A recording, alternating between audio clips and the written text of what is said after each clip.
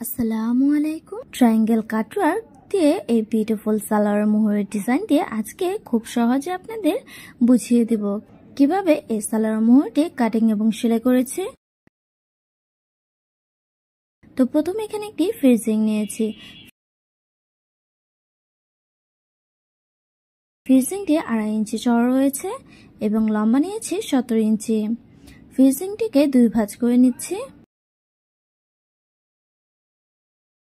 তারপর দেখুন এখানে আমি 7 ইঞ্চি পর্যন্ত মার্ক করে নিচ্ছি। 7 ইঞ্চি পর্যন্ত সোজা দাগ দিয়ে নিলাম। এখন 2.25 ইঞ্চি পরিমাণ মার্ক করে সোজা দাগ দিয়ে নিব।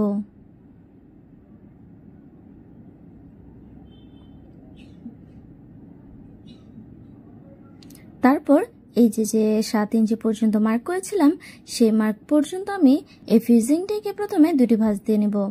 তারপরে আরেকটি ভাঁজ দিয়ে 4 ভাঁজ করে নিব। তো 4 ভাঁজ করার পর এখানে 2.25 ইঞ্চি পরিমাণ হয়েছে। এখন এটিকে মিডল পয়েন্ট মার্ক করে নিয়ে সোজা দাগ দিয়ে নিলাম। তারপর এই সোজা দাগ থেকে দেখুন মিডল পয়েন্ট পর্যন্ত মিলিয়ে নিচ্ছি। এতে আমার ট্রায়াঙ্গেল শেপটি তৈরি হয়ে গিয়েছে। তারপরে দাগ বরাবর করে কেটে নিচ্ছি এবং এই পাশটি সোজা রাখছি, মানে খোলা দিকটি সোজা রাখছি।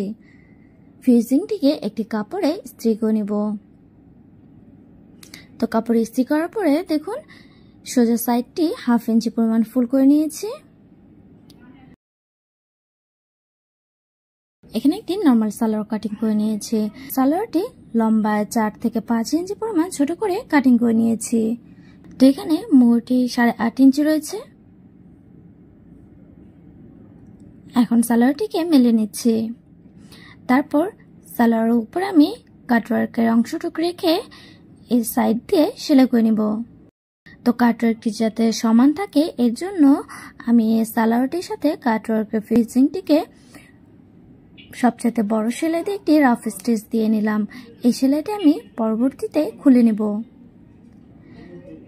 এখন ফিনিশিংটি সাইড দিয়ে সেলাই করে নেব।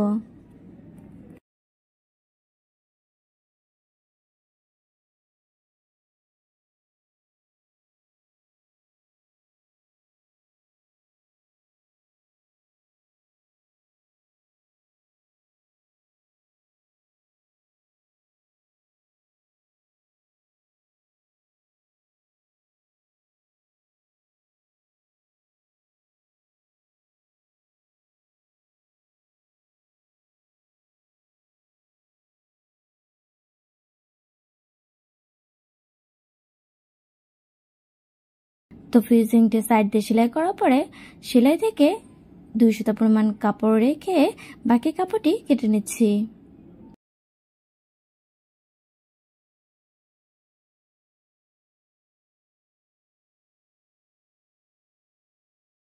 তো এভাবে পুরো কাটওয়ার্কের কাপড়টি আমি কেটে নিয়েছি। এখন এই মাথাগুলোকে কেটে নিচ্ছি। তারপরে কর্নারগুলোতে কাট দিয়ে নিচ্ছি। ট্রায়াঙ্গেল শেপের মাথার কাপড়টি কাটিং করবে এমনভাবে যাতে সেলাইটি না কাটে। সেম ভাবে এই কর্নারগুলো কেটে নিব যাতে সেলাইটি না কাটে। তারপর রাফ স্টিচের এই স্টিচটি আমি খুলে নিচ্ছি।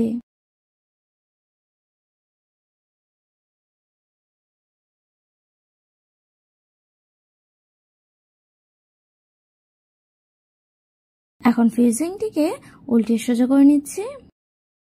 তেজে দেখুন এভাবে উল্টিয়ে নিব। তারপরে এই মাথাগুলোকে চোখা কিছুর সাহায্যে একদম ভালোভাবে বের করে নিব।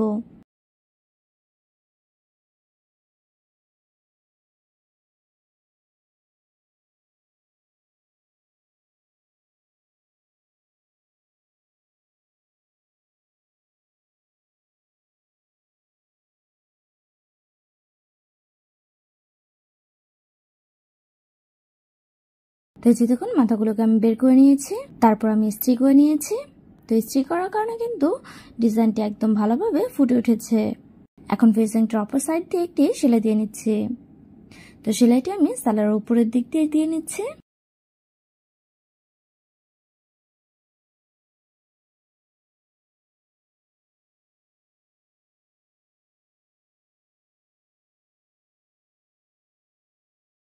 তারপর এখানে একটি কাপড় কাটিং করে নিয়েছি।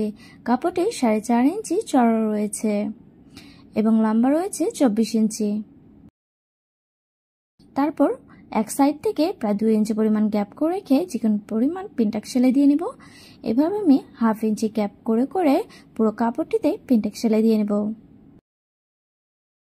তো একটি পিনটাক সেলাই দেওয়ার পর আমি 1/2 ইঞ্চি দূরত্ব করে আরেকটি ফোল্ড করে নিয়ে পিনটাক সেলাই দিয়ে নিচ্ছি।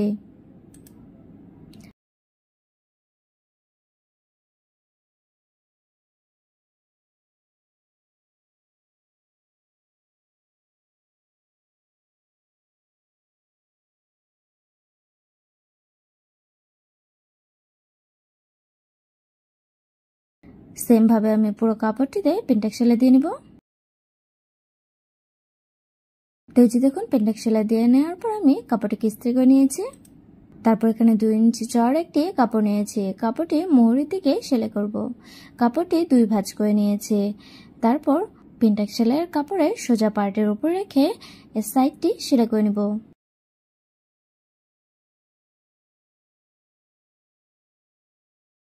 তো এক্সট্রা কাপড়টিকে আমি সোজা করে নিয়ে এর উপর দিয়ে একটি চাপ সেলাই দিয়ে নিচ্ছি।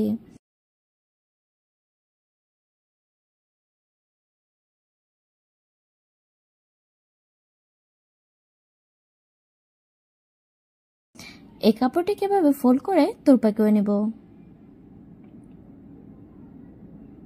তো এই যে দেখুন আমি তোরপা করে নিয়েছি। তারপর সালোয়ারের উপরে অংশটুকু নিয়েছি। এই অংশটুকু পিনটাক্সের উপরে রেখে সাইড দিয়ে একটি সেলাই দিয়ে নেব। তারপর ট্রায়াঙ্গেল শেপের এই সাইড দিয়ে সেলাই করে নেব।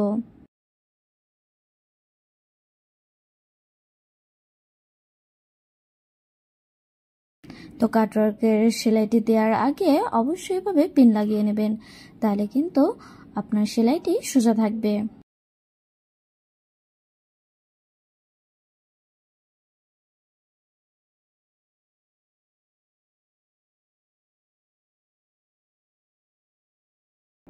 এখন ট্রায়াঙ্গেল শেপের কাটওয়ার্কের অংশটুকুতে আমি এভাবে সেলাই করে নিচ্ছি।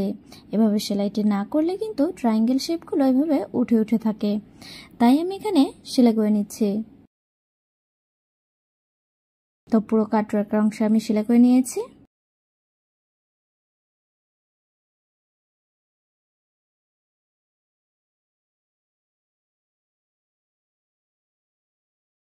এখন মোহরটিকে 2 ভাঁজ করে নিচ্ছি।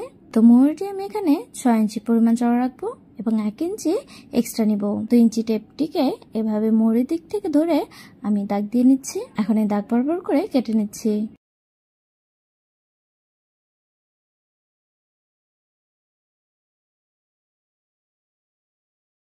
তো এখানে আমি একটি হোয়াইট কালারের লেস নিয়েছি।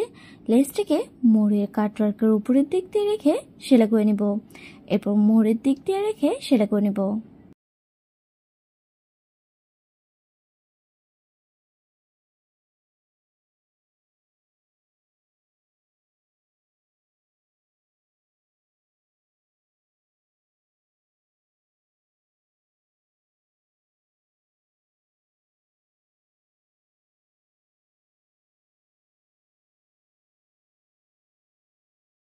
এখন আমি মোহরের দিক দিয়ে রেখে সেলাই করে নিচ্ছি।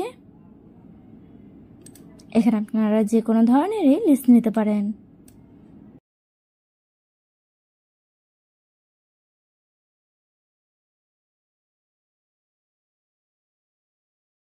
তো এই যে দেখুন খুব সুন্দর করে সালোয়ার মোহরটিকে আমি ডিজাইন করে নিয়েছি। মোহরটিকে 2 ভাঁজ করে নিয়ে মোহরের মেজারমেন্ট অনুযায়ী সাইডটি আমি সেলাই করে নিচ্ছি।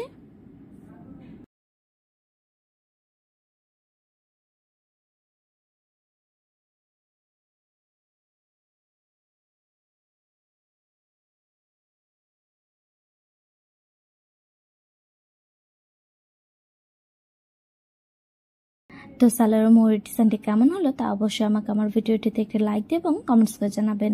আর ভিডিওটি ভালো লাগলে বেশি বেশি শেয়ার করবেন। Thank you for watching. আল্লাহ হাফেজ।